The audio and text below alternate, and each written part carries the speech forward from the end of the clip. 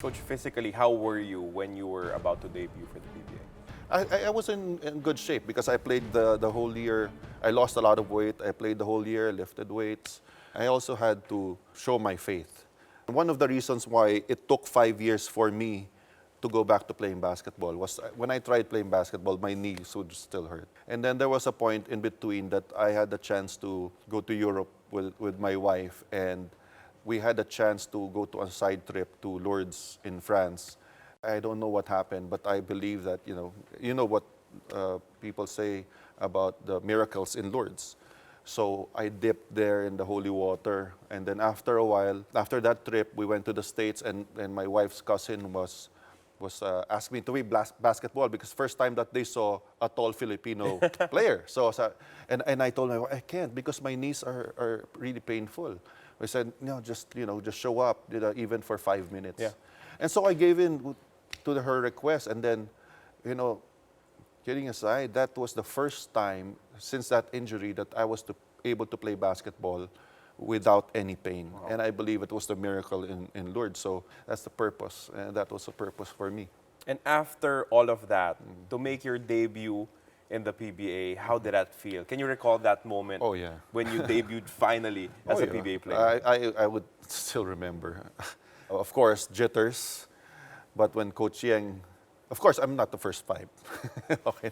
When Coach Yang first called me, Richard, hey, because naman si Coach Yang, he uses everybody. Yep. Okay, so I just ran, and then it was like you were awake, but it was like dreaming. I mean, really. And then I remember, the first time I cut to the basket, I think I was defending, and then one guy was cutting to the basket, and then Nelson Asaitonos threw a pass, and it hit my face. And then Coach Cheng was saying, Richard, come here. And I thought he would comfort me. Yeah. It's okay, it's your first time. And he told me, pwedeng saluhin yung bola, ha? Hindi mo ka pang sasalo ng bola. But eventually, my stats there, I played for 2 minutes, Yep. scored 2 points, and 2 rebounds. So it was a triple-double. Triple-double. 2 points. Yeah.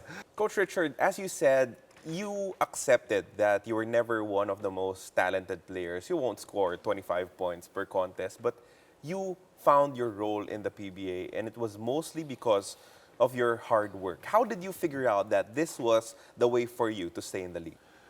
Well, I realized I accepted my limitations. For me to try and think otherwise would be stupid. So what I did was I just worked hard on one thing, which was to play defense. And my primary role was to play defense against imports. Yeah. So what I did was I would study the imports, the patterns of plays of the opponents, and try to anticipate what they're going to do. So I just tried to be a positive part of my team, despite my limitations. And because you found your role, you were able to stay in the league for 7 years, win a PBA championship also. How was that like for you, winning a championship, calling yourself a PBA champion? Yeah, I mean, from a guy who was expecting, who was really there in the league just to play one game and be happy with it, to winning championships. And, in Santa Lucia, there was a time that I was named captain ball of that team, even though, you're not really the most talented player in that team. That was an achievement that I was proud of.